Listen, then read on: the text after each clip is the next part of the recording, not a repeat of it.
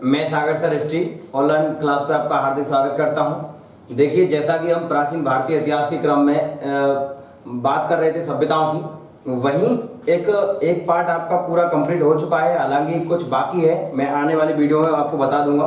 कुछ स्टूडेंट की ऐसी डिमांड थी कि ये टॉपिक बदला जाए और अब दूसरा टॉपिक लाया जाए, क्योंकि परीक्षाएं नज़दीक हैं। जैसे कि पुलिस वगैरह के बारे में बता रहे हैं कि भाई जुलाई में हो सकती है। तो इन परीक्षाओं को मद्देनजर रखते हुए मैं सारे टॉपिक्स धीरे धीरे करके डालने वाला हूं और आप जल्दी जल्दी से मेरे चैनल पर जुड़ जाइए। देखिए, इसी क्रम को आगे बढ़ाते हुए मैं दूसरा पार्ट की बात करने जा रहा हूं, वो है वैदिक काल। मैंने कहा सिंधु घाटी सभ्यता में एक पूरा लगभग 8-10 वीडियो मैंने डाल दी हैं, उनको आप देख लेना। जहां से क्वेश्चन पूछे जाते हैं तकरीबन मैंने करा चुका हूं। इसके अलावा दूसरा पार्ट आता है वैदिक काल। अब देखिए, वैदिक काल की अगर बात करें, ये ऐसा एक काल है, देवता समान लोग हैं ये। इसके अलावा ये काल जो है, जैसे सिंधु घाटी सभ्यता के कई मैंने उपनाम बताए, वैसे ही वैदिक काल के भी कई सारे उपनाम हैं। अगर सबसे पहला क्वेश्चन अगर पूछ लिया जाए कि भाई वैदिक काल को, वैदिक सभ्यता को और किस नाम से जाना जाता है, तो देखिए हम और नाम देख सकते हैं। इसके उपनाम की अगर बात करें, इसके उपनाम देखें, उपनाम तो देखिए, ये वैदिक सभ्यता जो है इसे आर्य सभ्यता,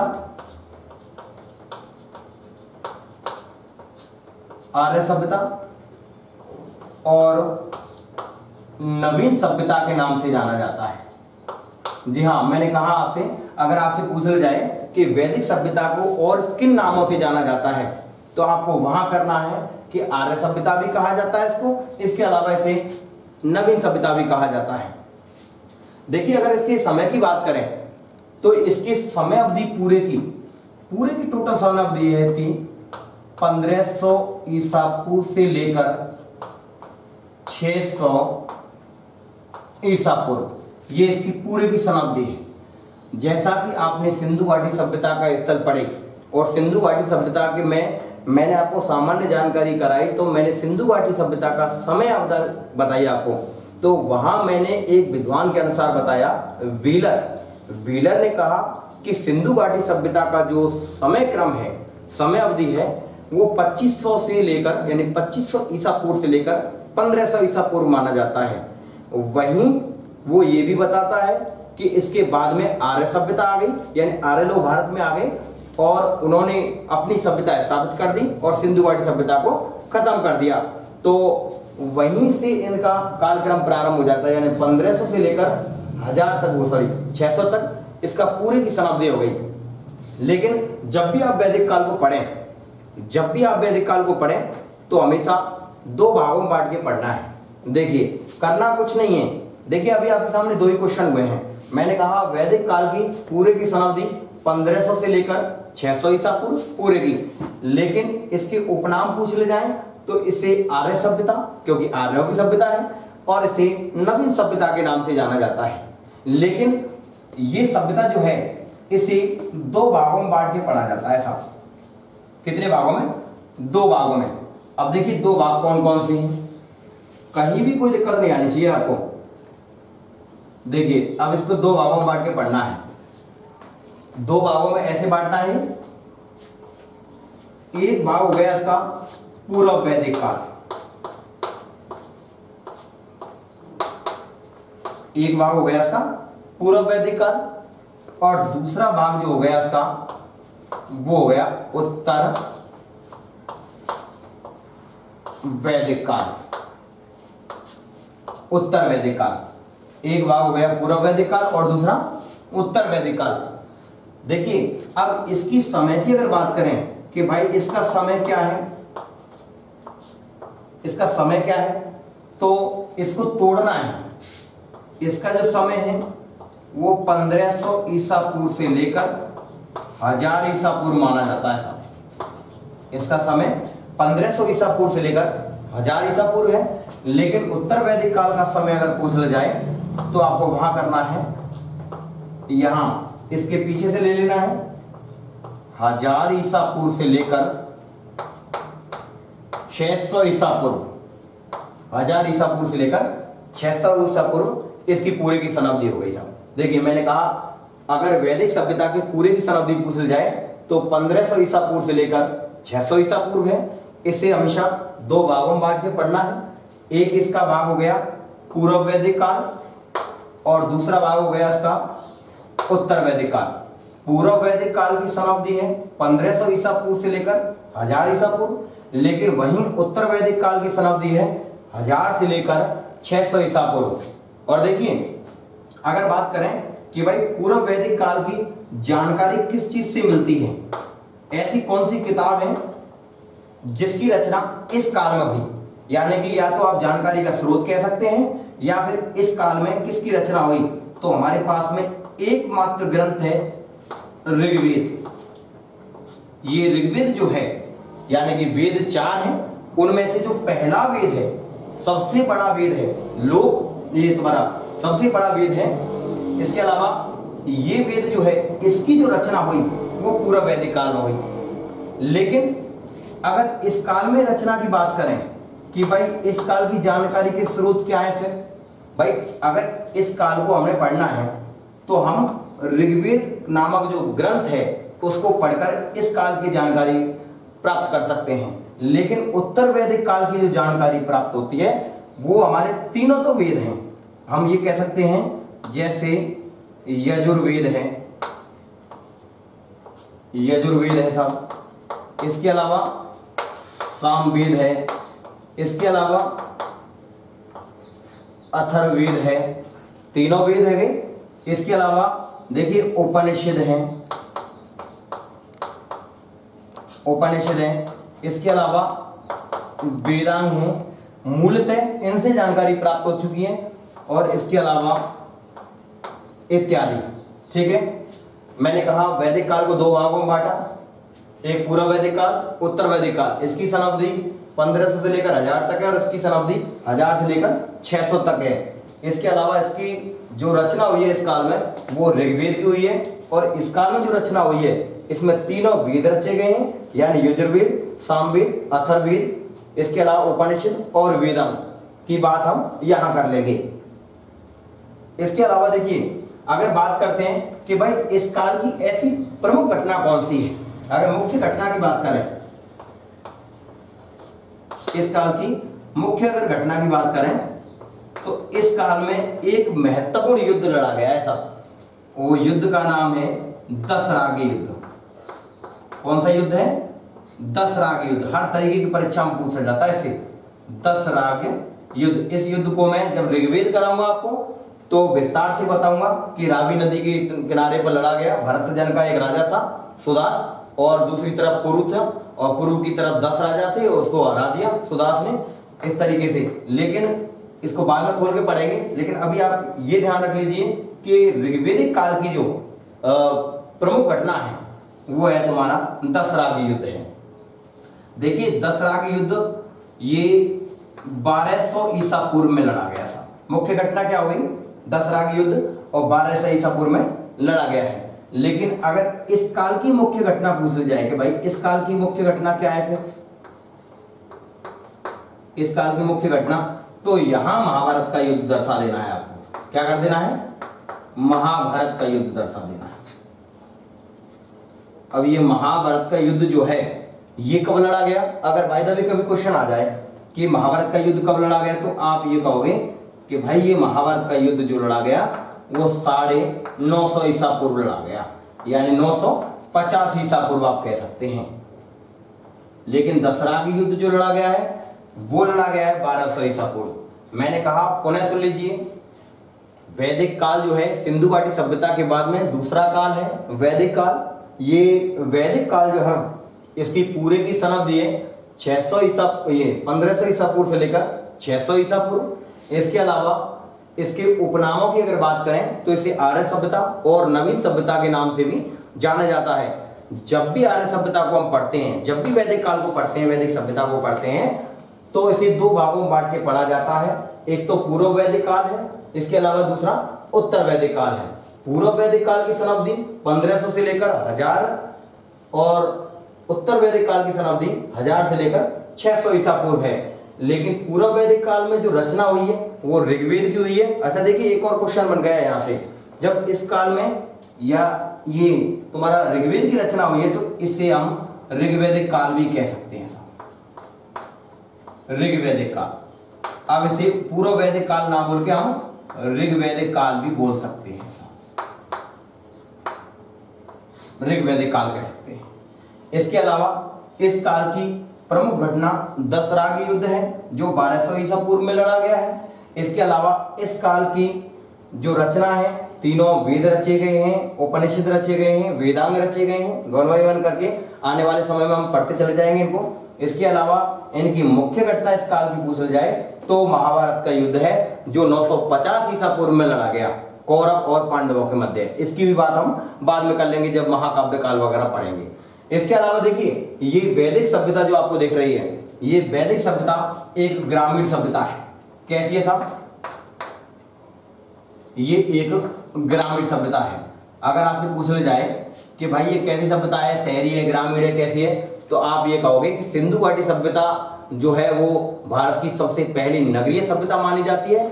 वहीं वैदिक काल अगर पूछ ले जाए, आर्य सभ्यता पूछ ले जाए, तो वो भारत की पहली ग्रामीण सभ्यता मानी जाती है। कैसी मानी जाती है? ग्रामीण सभ्यता मानी जाती है।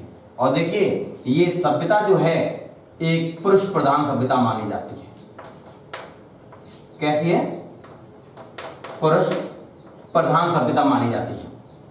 जैसे सिंधु घाटी सभ्यता जो है तुम्हारी मातृ सत्तात्मक सभ्यता थी, माता का नाम लिया जाता था, माता को पूजा जाता था, वैसे ही ये सभ्यता जो है इसमें पुरुष प्रधान सभ्यता थी। ये जैसे आज हमारा समाज पुरुष प्रधान है, वैसे ही पितृ सत्तात्मक शासन है, वैसे ही इस सभ्यता में भी पुरुष प्रधान सभ्यता थी, इसमें पितृ सत्तात्मक शासन रहा था। इसके अलावा इसे पुरुष प्रधान सभ्यता कह दिया गया। लेकिन सबसे महत्वपूर्ण बात, ये सभ्यता जो है एक लोह युगीन सभ्यता मानी जाती है। कैसी? लोह युगीन, एक और नाम आ गया, लोह युगीन सभ्यता मानी जाती है। अब देखिए मैंने कहा ये वैदिक सभ्यता जो है इसे लोह युगीन सभ्यता भी कहा जाता है। और अगर आपसे पूछा जाए, जैसे कि मैंने कहा इतिहास का पहला पार्ट जो है वो पाषाण काल के नाम से जाना जाता है। एक ऐसा काल जो पत्थरों का काल था, जिसमें कुछ नहीं था, सिर्फ आदमी पत्थरों का प्रयोग करता था। लेकिन उसके बाद आदमी ने धीरे धीरे करके एक धातु को खोजा, और आदमी ने सबसे पहले जो धातु खोजी वो है तांबा। तो आदमी ने पत्थरों के साथ साथ तांबे का प्रयोग करना प्रारंभ कर दिया और ताम्र पाषाण काल कहलाया, इतिहास का दूसरा पार्ट। लेकिन वहीं जो तीसरा पार्ट आया वो कांस्य युगीन, कांस्य काल आया, जिसमें सिंधु घाटी सभ्यता रखी जाती है। लेकिन चौथा पार्ट अगर पूछ लिया जाए इतिहास का, तो वो सब तुम्हारा वैदिक काल है। मैंने कहा ना लोह युगीन सभ्यता कहा जाता है, और वैदिक काल में लोहे को कृष्ण अयस्क कहा जाता था। आने वाली वीडियो में मैं आपको बताऊंगा। और देखिए अगर आपसे ये पूछ लिया जाए कि भाई वैदिक काल में कुछ मुद्राएं थी क्या, तो बिल्कुल थी। तो वैदिक काल में देखिए कुछ ऐसी मुद्रा थी। एक तो सतमान थी, सतमान ये चांदी की मुद्रा हुआ करती साहब, सिल्वर कह सकते हैं, चांदी की मुद्रा हुआ करती थी। इसके अलावा एक मुद्रा और थी साहब, एक निष्क था, निष्क। आपसे ये पूछा जाता है निष्क क्या है, तो आप ये कह सकते हैं ऑप्शन में देखिए किस तरीके से हुआ। मुद्रा है, आभूषण है, ये कोई घोड़न की नस्ल है, कोई बाजरे की वैरायटी है, ऐसे पूछा जाएगा ये। तो आपको ध्यान रखना है कि निष्क जो है वो ऋग्वैदिक काल में एक आभूषण हुआ करता था, आभूषण हुआ करता था, और ये गले का आभूषण होता था साहब। लेकिन परवर्ती काल में, उत्तर वैदिक काल में, ये एक मुद्रा का रूप धारण कर लिया इसने। ये यानी कि मूल्य की इकाई हो गई, और ये सोने का था साहब। एक ऐसे सोने का टुकड़ा था जो आभूषणों में भी चलता था और बाद में सिक्कों में परिवर्तन हो गया। अब देखिए अगर बाय द वे कभी ऐसा क्वेश्चन आ जाए कि निष्क क्या है, उसमें हमेशा आपको सिक्का ही करना है, मुद्रा करनी है। लेकिन मुद्रा नहीं है तो आपको दूसरा ऑप्शन आभूषण भी देख लेना है। ठीक है, बात क्लियर हो गई। अब देखिए बात करते हैं इससे आगे कि वैदिक सभ्यता में एक धर्म हुआ, धर्म का उदय हुआ। वो धर्म है हिंदू धर्म। देखिए मैं बता रहा था आपको कि वैदिक काल में एक धर्म की उत्पत्ति हुई, वो धर्म है हिंदू धर्म। अगर आपसे पूछ ली जाए, मैंने कहा हमारा धर्म है हिंदू धर्म, या फिर इसकी संस्कृति की अगर बात करें, संस्कृति की अगर बात करें तो इसकी जो उत्पत्ति हुई वो वैदिक काल में मानी जाती है। किसमें? वैदिक काल में। अगर आपसे कभी पूछ ले जाए कि भाई ये हिंदू धर्म जो है इसकी संस्कृति है, इसकी उत्पत्ति कब हुई, कौन से काल में हुई, तो आपको वहां आ जाए कि सिंधु घाटी सभ्यता वाले काल में हुई, या वैदिक काल में हुई, महाकाव्य काल में हुई, मौर्य काल में आई, गुप्त काल में हुई। तो इस तरीके से ऑप्शन में आए तो आपको वहां कर देना है कि इसकी उत्पत्ति जो है वो वैदिक काल में हुई साहब। और देखिए ये हिंदू धर्म जो है ये भारत का सबसे प्राचीन धर्म माना जाता है। अगर आपसे यही पूछ लिया जाए कि भारत का सबसे प्राचीन धर्म कौन सा है, तो आपको ये कहना है कि हिंदू धर्म जो है ये भारत का सबसे प्राचीन धर्म है। लेकिन अगर मैं भारत की बात ना करके मैं विश्व की बात करूं कि विश्व का सबसे प्राचीन धर्म कौन सा है, ये आ जाए तो आपको वहां कर देना है कि विश्व का सबसे प्राचीन धर्म सनातन धर्म है। कौन सा धर्म है? सनातन धर्म है। मैंने कहा भारत का सबसे प्राचीन धर्म हिंदू धर्म है, लेकिन दुनिया का, संसार का, विश्व की बात करें तो सबसे प्राचीन धर्म सनातन धर्म है। देखिए दोनों अलग अलग आ जाए तो आप आराम से कर सकते हैं, विश्व का ये है, भारत का ये है। लेकिन अगर बात करें, अगर कभी क्वेश्चन ऐसा आ जाए कि विश्व का सबसे प्राचीन धर्म है और उसमें ऑप्शन में सनातन धर्म नहीं आया, क्योंकि मैंने तो सनातन बताया आपको और सनातन है भी, तो फिर आप सनातन नहीं दिखाई दे तो आप हिंदू धर्म वहां कर सकते हैं सब, क्योंकि इस हिंदू धर्म इस सनातन धर्म को हिंदुत्व की संज्ञा दी गई है। इसलिए आप अगर सनातन धर्म नहीं मिले तो आप हिंदू धर्म कर सकते हैं, सही माना जाएगा।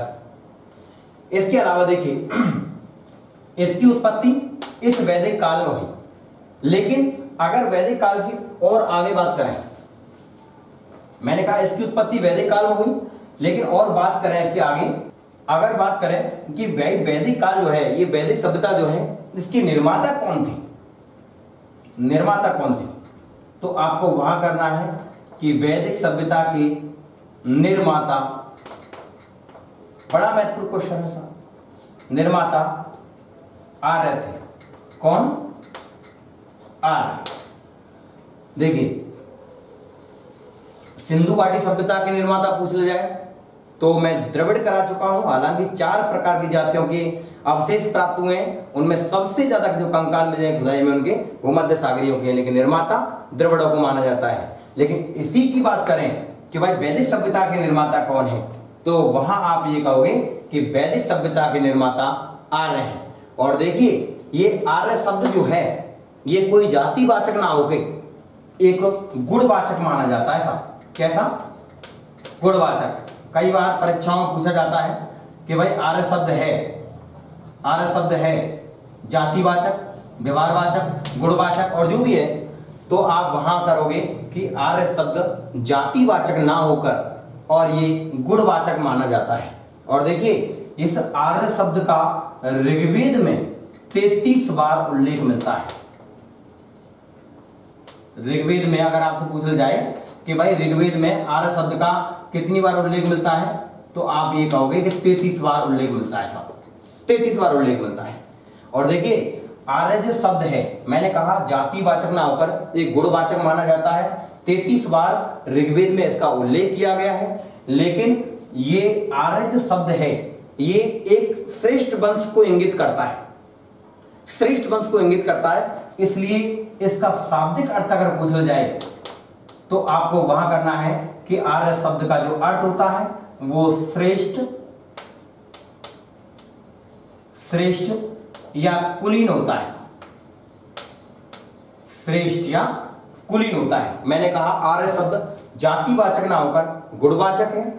33 बार इसका उल्लेख ऋग्वेद में किया गया है। और इसका अर्थ अगर पूछा जाए तो आपको वहां करना है कि इसका अर्थ जो है वो श्रेष्ठ या कुलीन है। आप देखिए अर्थ तो अर्थ है, चाहे आप पुलिस की परीक्षा में पूछ जाए, चाहे आईएएस की परीक्षा में पूछ जाए, तो ऐसे शब्दों से ही समतुल्य बिठाएंगे। श्रेष्ठ हो, कुलीन हो, उच्चतम हो, उच्च श्रेणी हो, इस तरीके से। तो यहाँ श्रेष्ठ और कुलीन इसका अर्थ है। लेकिन अगर आपसे ये पूछ जाए कि भाई आर्य जो लोग थे इनकी भाषा क्या थी, आर्यों की भाषा क्या थी, आर्य कौन सी भाषा का प्रयोग करते थे? हम राजस्थानी बोलते हैं, राजस्थान के निवासी हैं, हम हिंदी भी बोलते हैं, अंग्रेजी भी सीख गए साहब, उर्दू भी सीख गए, 15-20 तरह की भाषा में बोल रहे हैं। लेकिन मैं ये कह रहा हूं आर्य की अगर भाषा पूछ जाए कि आर्य मुख्य भाषा क्या थी, तो आपको वहां करना है कि संस्कृत। इनकी भाषा कौन सी है? संस्कृत। आर्यों की मुख्य जो भाषा है वो संस्कृत थी। देखिए हालांकि संस्कृत भाषा को देववाणी कहा गया है साहब, बड़ा महत्वपूर्ण क्वेश्चन है, किस भाषा को देववाणी कहा गया है? किस भाषा को देववाणी कहा गया है? तो आप ये करोगे संस्कृत भाषा है। लेकिन देखिए मैंने कहा ये इसका अर्थ हुआ श्रेष्ठ या कुलीन, भाषा इनकी संस्कृत हो गई, लेकिन रहने वाले कहां के थे? ये कहां के मूल निवासी थे? तो इनका मूल स्थान अगर पूछ जाए कि भाई आर्यों का मूल स्थान क्या है, आर्यों का मूल स्थान क्या है, तो विभिन्न इतिहासकारों ने, यानी कि जितने भी इतिहासकार हैं उनके उतने ही मत हैं। लेकिन भारत के जो इतिहासकार हैं, हमारे देसी इतिहासकार जो हैं, उन्होंने ज्यादातर आर्यों का मूल स्थान जो है भारत भूमि को बताया है। लेकिन कुछ विद्वानों ने अपने अलग अलग मत प्रस्तुत किए गए हैं। जैसे कि अगर सबसे प्रमाणित मत पूछ ले जाए, जो परीक्षाओं में हमेशा यही पूछा जाता है, तो ये आर्यों का मूल स्थान मध्य एशिया बताया है। क्या बताया है? मध्य एशिया। जी हाँ, मध्य एशिया। मूलतः तो यही आता है। मैंने कहा आर्य जो शब्द है, ये आर्य जो एक गुणवाचक शब्द है, इनका आर्य जो लोग हैं उनका मूल स्थान पूछ जाए तो मध्य एशिया है। लेकिन अगर आपसे पूछ जाए किसके अनुसार, तो आप वहां कहोगे कि मैक्स मूलर के अनुसार। किसके? मैक्स मूलर के अनुसार आर्यों का मूल स्थान मैक्स मूलर के अनुसार मध्य एशिया बताया गया है, और सबसे प्रमाणिक मत भी है। कैसा है? प्रमाणिक है। अगर आपसे ये पूछ जाए कि सबसे प्रमाणिक मत है, तो आर्य कहां के निवासी थे? मध्य एशिया थे। किसके अनुसार है? मैक्स मूलर के अनुसार है। लेकिन और भी इतिहासकार हुए साहब, जैसे एक इतिहासकार है दयानंद सरस्वती, जिन्होंने आर्य समाज की स्थापना की। दयानंद सरस्वती, अगर इनके अनुसार पूछ जाए तो इन्होंने कहा कि भाई आर्यों का मूल स्थान तिब्बत है। भाई ये कहां से आए? तिब्बत से, चीन के पास से तिब्बत से आए सभी। लेकिन और भी इतिहासकार हैं, जैसे बाल गंगाधर तिलक की बात करें, बाल गंगाधर तिलक, इनके अनुसार पूछ जाए तो ये कहते हैं कि साहब ये उत्तरी ध्रुव से आए, बकाटक क्षेत्र से बताते हैं, उत्तरी ध्रुव से आए, ये उत्तरी ध्रुव से बताते हैं। और अन्य इतिहासकारों की बात करें, जैसे मैंने कहा अविनाश की बात कर लेते हैं।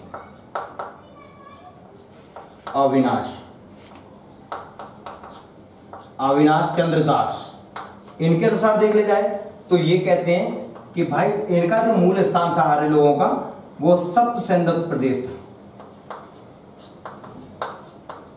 सप्त सैंधव प्रदेश के रहने वाले थे। लेकिन अगर बात करें मैंने कहा जैसे और अगर बात करें तो जैसे एक इतिहासकार है पंडित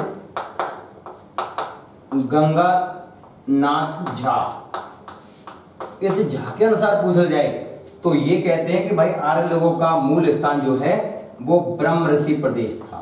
कौन सा? ब्रह्म ऋषि प्रदेश, ब्रह्म ऋषि प्रदेश था।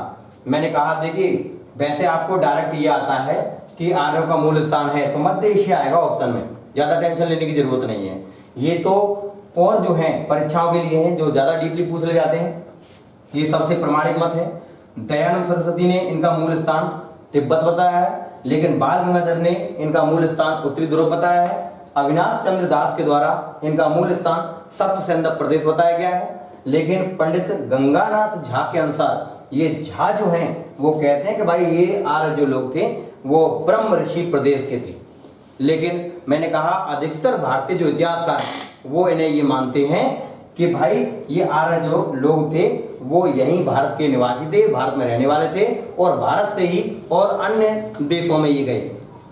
लेकिन देखिए अगर और बात करें कि भाई इनकी प्रतिद्वंदी कौन थी, प्रतिद्वंदी, तो इनकी प्रतिद्वंदियों की बात करें,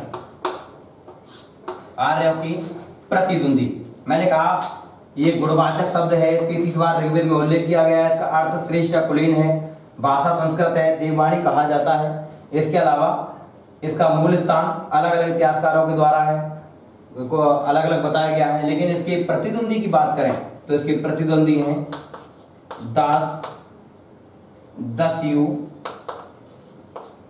और पाणी को माना जाता है। दास, दस्यु, पाणी, यानी कि ये आर्य जो लोग हैं ये देवता समान लोग हैं, लेकिन इनके प्रतिद्वंदी दास, दस्यु, पाणी ये राक्षस समान लोग थे। और देखिए हालांकि ये पाणी जो शब्द है, पाणी जो है इसे वैदिक काल में व्यापारी कहा गया है। क्या कह दिया गया? व्यापारी कह दिया गया है।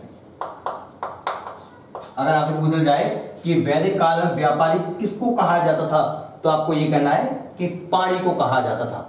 और देखिए इसके अलावा और भी अगर बात बता देता हूं मैं आपको कि आर्य जो लोग हैं अगर इनके प्रसिद्ध जन पूछ ले जाएं कि भाई जन कितने हैं तो आर्यों के प्रसिद्ध जन पंचजन हैं।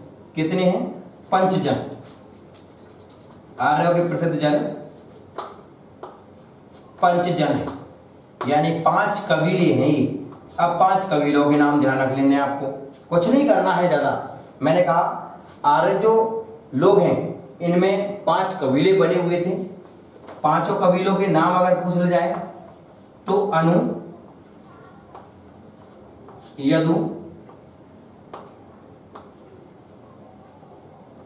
तुर्वश, पुरु और एक है दुर्हा।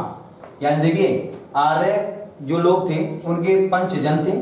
प्रसिद्ध जन पूछ जाए तो पहला क्वेश्चन तो यही हो गया आपका, पंचजन थे, यानी 5 कबीले थे। 5 कबीलों के नाम अनु, यदु, तुर्वश, पुरु और दुर्हा, ये 5 कबीला हैं। इनके अलावा एक कबीला और था सामने का, इनमें भरत। ये भरत जन बड़ा महत्वपूर्ण माना जाता है परीक्षा की दृष्टि से भी और इनमें भी। वैसे 5 जन थे लेकिन एक अन्य और था भरत जन। ये भरत जन जो है ये सब में प्रसिद्ध था। इसे त्रस्यु भी कहा गया है। क्या कहा गया है? त्रस्यु।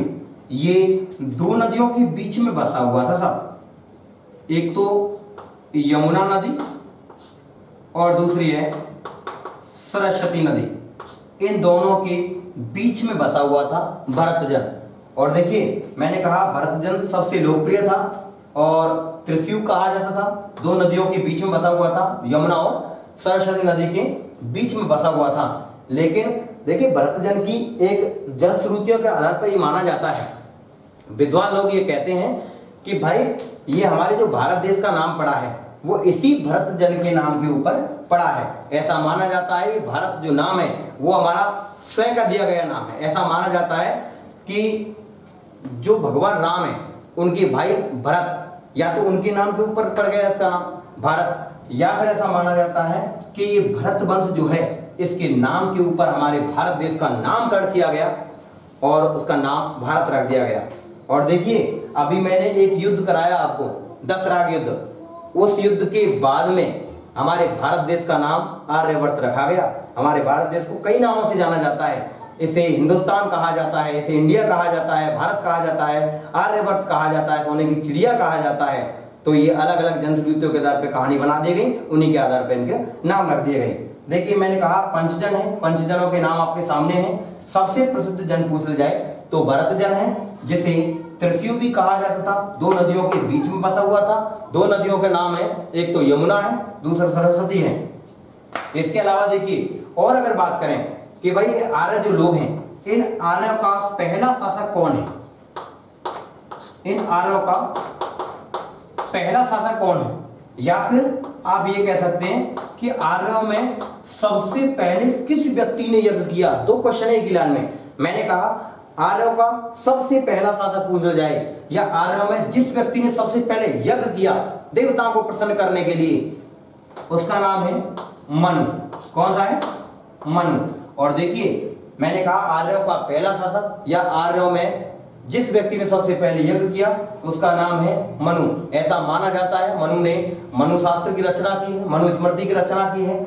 मनु की पुत्री का नाम शिला मिलता है, शिला नहीं कर देना है, ठीक है। और शिला मिलता है, इसकी पत्नी का नाम श्रद्धा है। ऐसा माना जाता है कि हम सब जो दुनिया के लोग हैं वो सब मनु की संतान है। सब ऐसे कैसे है जाओ लेकिन मैंने कहा हमारा पहला शासक पूछ लिया आर्यों का, तो आपको ये कर देना है कि मनु है। और जिस व्यक्ति ने सबसे पहले यज्ञ किया उसका भी नाम मनु है। मनु की पुत्री का नाम शिला और पत्नी का नाम पूछ जाए तो श्रद्धा है। इसके अलावा देखिए, और अगर बात करें कि भाई अगर आपसे ऐसी कॉमन क्वेश्चन पूछ जाए कि भाई आर्य जो लोग हैं, ये आर्य लोग हैं, मान लेते हैं ये बाहर से आए, तो ये सबसे पहले किस राज्य में इन्होंने अपने निवास स्थान बनाया? ये बड़ा महत्वपूर्ण क्वेश्चन है, हमेशा पूछा जाता है ये। तो आपको वहां करना है कि आर्य जब भारत में आए तो सबसे पहले ये पंजाब प्रांत में रुके। कहां पर? पंजाब जो क्षेत्र है वहां पर इन्होंने अपना निवास स्थान बनाया। तो सबसे पहले अगर पूछा जाए कि आर्य सबसे पहले कहां पर आए, तो आपको कहना है पंजाब में। और देखिए एक अभिलेख है जो बड़ा महत्वपूर्ण अभिलेख है, मैं यहां लिख देता हूं। अभिलेख का नाम है बोगजगोई।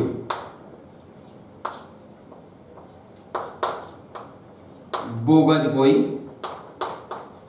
अभिलेख। ये बोगजगोई अभिलेख जो है ये ईरान से प्राप्त हुआ है साहब। कहां से? हमारे देश का नहीं है, ईरान से प्राप्त हुआ है। देखिए मैं बोगजगोई अभिलेख की बात करता हूं। इस अभिलेख के अनुसार ये सूचना मिलती है, ये विश्व का सबसे प्राचीन अभिलेख है। अगर आपसे कभी अभिलेखों के बारे में पूछा जाए कि विश्व का सबसे प्राचीन अभिलेख कौन सा है, तो आपको ये करना है बोगजगोई अभिलेख है, जो ईरान से प्राप्त हुआ है। विश्व का प्राचीन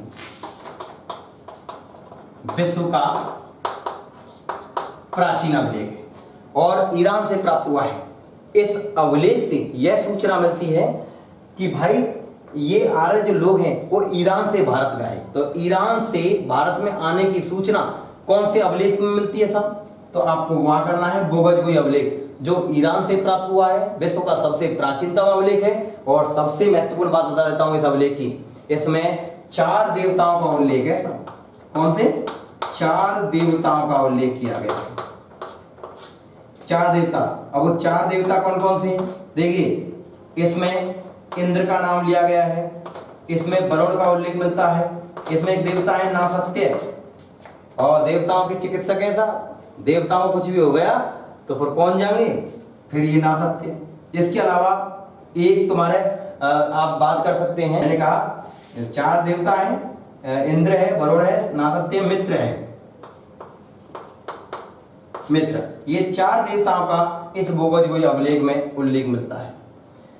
देखिए और अगर बात करें तो अगर वैदिक सभ्यता के निर्माता आर्यों की और अगर बात करें तो इनका अगर ऐसे क्वेश्चन पूछ जाए, छोटे मोटे क्वेश्चन ऐसे बनते हैं, अगर पूछ जाए कि जीविकोपार्जन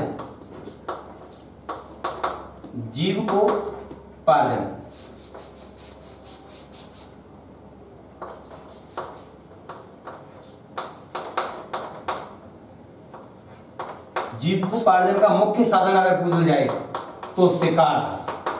क्या था? शिकार। मैंने कहा आर्य शब्द जातिवाचक ना होकर गुणवाचक है। आर्य शब्द का ऋग्वेद में 33 बार उल्लेख किया गया है। आर्य शब्द का अर्थ श्रेष्ठ व कुलीन है। इसके अलावा इसकी भाषा संस्कृत है, इसे देववाणी कहा गया है। इनका मूल स्थान अलग अलग इतिहासकारों के अनुसार, विद्वानों के अनुसार अलग अलग बताया गया है, जिसमें सबसे प्रामाणिक जो मत है वो मध्य एशिया है मैक्स मूलर के अनुसार। लेकिन आर्यों के प्रतिद्वंदी पूछ जाए तो दास दस्यु पाड़ी को माना जाता है। ये पाड़ी जो है वैदिक काल में व्यापारी को पाड़ी कहा जाता था। गाय के चुराने वाले लोग थे, ठीक है, क्योंकि इस काल में संपत्ति की गणना गाय से की जाती थी। जिसके पास में जितनी गैया हैं, जितनी गाय हैं, उनको उतना धनी व्यक्ति माना गया है। आज संपत्ति गणना पैसे से होती है, मुद्रा से होती है। उस समय जिसके पास में जितनी गाय हैं उसे उतना धनी व्यक्ति माना जाता था। और ये जो लोग हैं वो गाय चुराने का काम किया करते थे। इसके अलावा आर्यों के प्रसिद्ध जन पूछ जाए तो पंचजन है, जिसमें पंचजन में अनु, यदु, तुर्वस, पुरु और दुराह, ये 5 हैं बोर्ड की क्लासों के अनुसार, परीक्षाओं के अनुसार। इसके अलावा इन पंचजनों के अलावा एक और था जो सबसे प्रसिद्ध था, भरतजन, जिसे त्रिशूल कहा जाता था। यमुना और सरस्वती नदी के किनारे जो बसा हुआ था, और इसी भरतजन के नाम पर ऐसा माना जाता है हमारे भारत देश का नाम भारत रखा गया था। इसके अलावा देखिए, ये आर्य जो लोग हैं, ईरान से भारत आने की जो सूचना है एक अभिलेख के द्वारा दी जाती है। वो अभिलेख का नाम है बोगजबोई अभिलेख, जो ईरान से प्राप्त हुआ है, जो दुनिया का सबसे पुराना अभिलेख माना जाता है। इसमें 4 देवताओं का उल्लेख मिलता है। इंद्र है, वरुण है, नासत्य है और मित्र है। मित्र कहते हैं सूर्य भगवान की बात कर रहा हूं। तो इसमें 4 जो है देवताओं का उल्लेख है। इसके अलावा देखिए, अगर आपसे ये पूछ लिया जाए कि आर्य मान लेते हैं कहीं बाहर से आए, तो भारत में सबसे पहले कौन सी प्रांत में रुके, तो आपको पंजाब का नाम लेना है। लेकिन अगर आपसे पूछ लिया जाए कि आर्य जो लोग हैं उनका जीविकोपार्जन का मुख्य साधन क्या था, तो आपको वहां करना है शिकार। और देखिए, अंत में बस इतना ही कहूंगा कि अगर आपको वीडियो अच्छी लगती है तो आपको लाइक मारें और कमेंट करें, कैसी लगती है उसको कमेंट लिखें। इसके अलावा दोस्तों को शेयर करें, बेल आइकन को प्रेस करें, जिससे कि नई वीडियो बने उसका नोटिफिकेशन तुरंत आपके पास में पहुंच सके। और देखिए, मैं बस इतना ही कहूंगा, और आपके दिमाग में जो भी टॉपिक हो, अगर आपको कोई समस्या हो तो आप कमेंट बॉक्स में नीचे लिख सकते हैं। जो भी आप टॉपिक चाहते हैं उसका नाम आप लिख सकते हैं, लेकिन टॉपिक मैं उसे आधार पे दूंगा। अगर जिसके सबसे ज्यादा मत होंगे कि ये टॉपिक चाहिए, उसी के आधार पे मैं आपको टॉपिक करा के दूसरा टॉपिक प्रस्तुत कर दूंगा। ठीक है, जय हिंद, जय भारत।